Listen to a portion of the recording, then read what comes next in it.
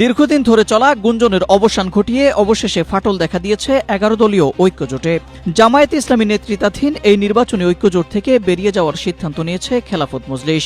শনিবার রাজধানীর কাকরাইলের diploma engineers institute মিলনায়তনে দলের মজলিসে শুরা সদস্যদের এক গুরুত্বপূর্ণ বৈঠক শেষে আনুষ্ঠানিকভাবে এ সিদ্ধান্তের কথা জানানো হয়। দলের নেতারা জানান, ১১ দলীয় ঐক্য ছিল মূলত একটি নির্বাচনী সমঝোতা। নির্বাচন শেষ হয়ে যাওয়ার মাধ্যমে এই ঐক্যের কার্যকারিতা বস্তুত শেষ হয়ে গেছে। আসসালামু আলাইকুম রহমতুল্লাহ। সুপ্রিয় দর্শক, এবার আনুষ্ঠানিকভাবে ১১ দলীয় জোট ভেঙে দিল খেলাফত মজলিস। আপনারা স্ক্রিনে দেখতে পাচ্ছেন যে জামাত নেতৃত্বাধীন ১১ দলীয় ঐক্য ছাড়ল খেলাফত মজলিস, জামাত নেতৃত্বাধীন জোট ছাড়ল খেলাফত মজলিস। মানে ১১ দলীয় ঐক্য জোট আর বলা যাবে না, যেহেতু আনুষ্ঠানিকভাবে জোট থেকে বের হয়ে গেছে। তাদের মূল উদ্দেশ্য ছিল যে জামাতের এই ১১ দলীয় জোট ভেঙে দেওয়া। কারণ আপনারা জানেন, কিছুদিন আগে তারা কওমিরা ৭টা দল মিলে ঐক্য করেছে। এখন ধীরে ধীরে সবগুলো দল বের হয়ে যাবে, হয়তো মামুনুল হকও বের হয়ে যাবে। মামুনুল হকও যখন বের হয়ে যাবে, তখন কোনো কওমি দল যখন থাকবে না, তখন জামাতে ইসলামীকে আর এটা ইসলামিক দল বলা যাবে না। তখন বিভিন্নভাবে জামাতে ইসলামীকে গালি দেওয়া যাবে বা ইয়ে করা যাবে, ট্যাগ দেওয়া যাবে। তো দর্শক, কওমি ভিত্তিক যেগুলো দল এখন আছে ১১ দলীয় জোটে, এই কয়টা দল যদি বের হয়ে যায়, তো জামাতে ইসলামের কি এমন ক্ষতি হবে আপনারা বলেন?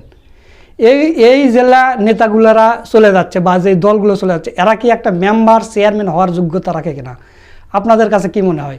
তো দর্শক, এই বিষয় নিয়ে গুরুত্বপূর্ণ আলোচনা করছেন আমাদের বড় ভাই মোহাম্মদ সোলাইমান। তো চলুন আমরা সেই ভিডিওটা একটু দেখে আসি। জামাত নেতৃত্বাধীন ১১ দলীয় জোট এবার আনুষ্ঠানিকভাবে ভেঙে গেল। ১১ দলীয় জোটের একটা গুরুত্বপূর্ণ শরিক তারা পার্টি রেজলিউশন করে জামাত জোট থেকে বের হয়ে গেল। তো দর্শকের ফলাফল কি, তাৎপর্য কি? ফলাফল হচ্ছে যে এই ধরনের ছোটখাটো কোনো একটা পার্টি জামাত জোট থেকে বের হয়ে গেলে জামাতের কিছু আসে যায় না। মামুনুল হকের দলও বের হয়ে গেল, জামাতের তেমন কিছু আসে যায় না। তবে এনসিপি বের হয়ে গেলে এটার একটা ইম্প্যাক্ট আছে। রাজনীতিতে ইম্প্যাক্ট আছে এমন দল হচ্ছে এনসিপি, জামাতের মিত্রদের মধ্যে। অন্য যারা আছে তাদের কোনো ইম্প্যাক্ট নেই। হোয়াট এভার ইউ সে, মামুনুল হকের দলের কোনো ইম্প্যাক্ট নেই। ব্যক্তি মামুনুল হক নির্বাচনে আগে মোটামুটি গুরুত্বপূর্ণ ছিলেন, নির্বাচনী প্রচারণা অথবা জামাত বিরোধী ফতোয়া এগুলো ডিবাং করতে মামুনুল হকের এক্সিস্টেন্স একই মঞ্চে আমিরে জামাত মামুনুল হক, ইট ওয়াজ ইম্পর্টেন্ট। বাট এখন আমি মনে করি না যে বর্তমান রাজনীতির প্রেক্ষাপটে এখন রাজনীতি কি নিয়ে, জুলাই সনদ, গণভোট, এই জায়গায় মামুনুল হকের দল বলেন। মামুনুল হকের দলকে কেন টেনে বললাম, কারণ তার দলও বের হয়ে যাবে এটা আমি জানি, এবং তারা পরিকল্পিতভাবেই বের হচ্ছে, একে একে বের হচ্ছে। কওমি ভিত্তিক সবগুলো দল বের হয়ে যাবে, তারপরে তারা ৭ দলীয় ঐক্যজোট করবে। ৩ আগস্টের মধ্যে আরো কেউ বের হয়ে যাওয়ার ঘটনা ঘটতে পারে, আর ৩ আগস্টের পর হয়তোবা মামুনুল হকের দলও বের হয়ে যাবে। এখন তারপরে তারা কি করবে, তারা ৭ দলীয় ঐক্যজোট করবে। তারা বলবে যে একদম পিওর শরিয়া ভিত্তিক ইসলামী দল, আর বের হয়ে বলবে যে জামাত কোন ইসলামী দল না। যারা জামাতের সাথে জোট করেছিল তারাও বলবে যে জামাত কোন ইসলামী দল না। এগুলো বলবে বা এগুলো বলায় রাজনীতিতে কোনো প্রভাব পড়বে না, কোনো ভ্যালু নেই। বরং আমি মনে করি যে ১১ দলীয় জোট থেকে এই ধরনের নাম সর্বস্ব ইসলামী দল বের হয়ে যাওয়াটা ভালো। কেন ভালো? যে এদেরকে স্পেস দিতে হয়, জামাতকে চেয়ার দিতে হয়, এদেরকে বক্তব্য দেওয়ার সময় দিতে হয়, এবং কিছু সুযোগ সুবিধা দিতে হয়, যাতে জামাতের অনেক সম্ভাবনাময় অনেক নেতা বঞ্চিত হয়। দিন শেষে জামাতের তেমন উপকার হয় না। জামাতের উপকার জাতীয় নির্বাচনে যতটুকু হয়েছে এনসিপির মাধ্যমে হয়েছে, যদিও তেমন সিগনিফিকেন্ট উপকার কেউই করতে পারেনি। তার মধ্যে যতটুকু হয়েছে, জুলাইয়ের পক্ষের শক্তি তরুণরা জামাতের সাথে আছে এই কথাটা বলা গেছে, এটা এনসিপির কারণে হয়েছে। আর হুজুররা আছে, এটা মামুনুল হকের কারণে হয়েছে। তবে নির্বাচন শেষ, এখন মামুনুল হকের প্রয়োজনীয়তা হয়তো শেষ।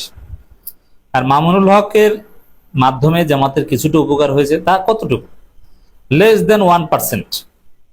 অতএব সেই 1% যেহেতু এখন নির্বাচনকালীন সময়ও না, চলে গেলে তেমন কিছু আসে যায় না।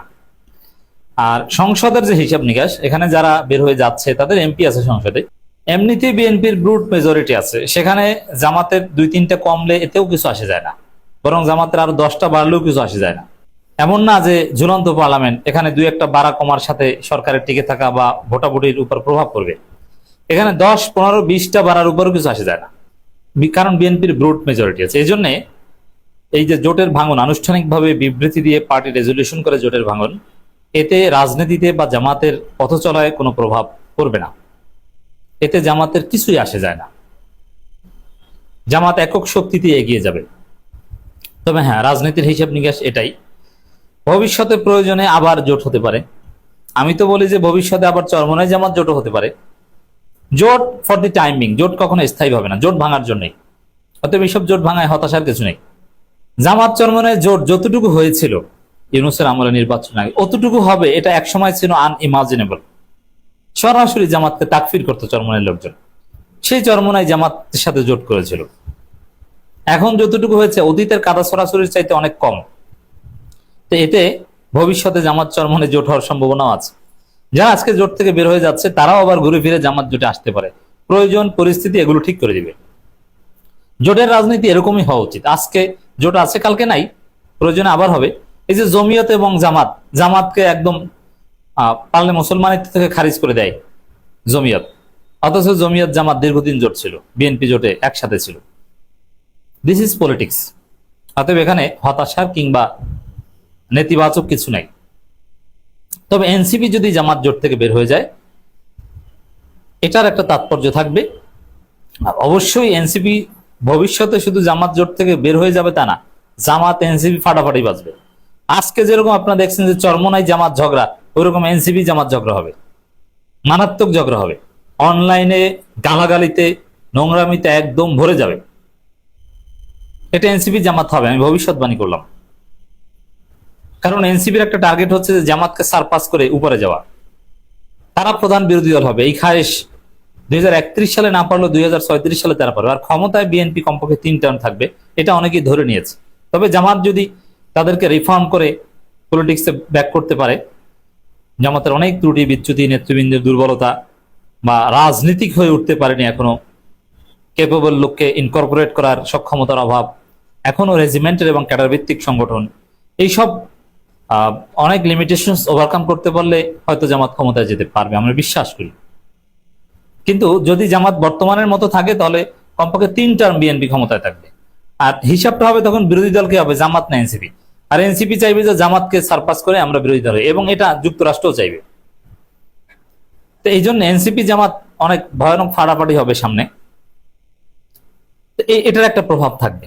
কিন্তু এই খেলাফত মজলিস আবার খেলাফত আন্দোলন, এরা জোট থেকে বের হয়ে গেছে অলরেডি। আমার কাছে প্রাপ্ত তথ্য মতে 2টা দল একদম ঘোষণা দিয়ে বের হয়ে গেছে। এখন 11 দলীয় জোট কার্যত 9 দলীয় জোট, এবং সামনে মামুনুল হকের দলও বের হয়ে যাবে। তাদের যা পাওয়ার, সংরক্ষিত মহিলা আসনের হিসাব নিয়ে আসে শেষ, এখন তারা বের হয়ে যাবে। এবং ইন্টারেস্টিংলি খেলাফত মজলিস যারা জোট থেকে বের হয়েছে তারা যে বিবৃতি দিয়েছে তাতে চমৎকার কিছু কারণ দেখানো হয়েছে। এটা আসলে খণ্ডন করা কঠিন। যেমন ওটা ছিল নির্বাচনকালীন জোট, নির্বাচন শেষ, এখন জোটের প্রয়োজনীয়তা ফুরিয়ে গেছে। যদি আবার নির্বাচনের সময় জোটের প্রয়োজন হয়, জাতির বৃহত্তর স্বার্থে আমরা জোটে আসবো। চমৎকার কথা, এই জায়গায় আপনি তেমন কিছু বলতে পারবেন না। তবে তাদের মূল উদ্দেশ্য হচ্ছে তারা আলাদা আরেকটা জোট গঠন করতে যাচ্ছে, 11 দলীয় জোট, কওমি মাদ্রাসা ভিত্তিক জোট। ওটার ফলাফল হচ্ছে একটা কাদা ছড়াছড়ি, একটা মানে ওই 7 দল 3 সাথে কমপক্ষে 21 ভাগে বিভক্ত হবে। আর ঘুরে ফিরে আবার আগামী নির্বাচনের আগে এরা জামাতের কাছে আসবে, কারণ বিএনপি তো এদেরকে মূল্যায়ন করবে না। তবে বিএনপি যেহেতু 15 বছর ক্ষমতায় থাকতে চায়, আওয়ামী লীগের মতো কিংস পার্টি টাইপের অনেক পার্টি তৈরি করে বা অনেককে বগল দাবা করে কাছে রাখতে চাইবে, এতেও কোনো সন্দেহ নেই। কিন্তু কওমি ভিত্তিক অনেকেই আবার জামাতের সাথেও আসবে, এটাও ঠিক। তো দর্শক, আর এই যে 7 দলীয় জোট কওমি ভিত্তিক, এটা কোনো ভবিষ্যৎ নেই, এটা মনে রাখতে হবে। কারণ কি, আপনি বলেন তো, আমি চ্যালেঞ্জ দিলাম, 7 দলীয় কথিত জোট চেষ্টার 7 জন নেতার নাম বলেন, বলতে পারলে আপনাকে নোবেল প্রাইজ দেওয়া উচিত। আপনি 7টা দলের নাম বলেন, পারলে বলতে পারবেন না।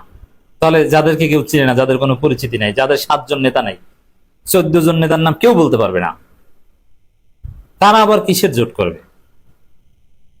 অতএব এই ধরনের জোট ভাঙায় এই মুহূর্তে কিছুই আসে যায় না, রাজনীতিতে এর কোনো তাৎপর্য নাই। সুপ্রিয় দর্শক, আপনারা সোলাইমান ভাইয়ের ভিডিও সহ পুরো ভিডিওটা দেখলেন। তো আজকের এই ভিডিও সম্পর্কে আপনাদের মতামত কি তা অবশ্যই কমেন্ট করে জানিয়ে দেবেন। ভিডিওটা ভালো লাগলে শেয়ার করবেন। সকলকে ধন্যবাদ। আসসালামু আলাইকুম ওয়া রাহমাতুল্লাহ।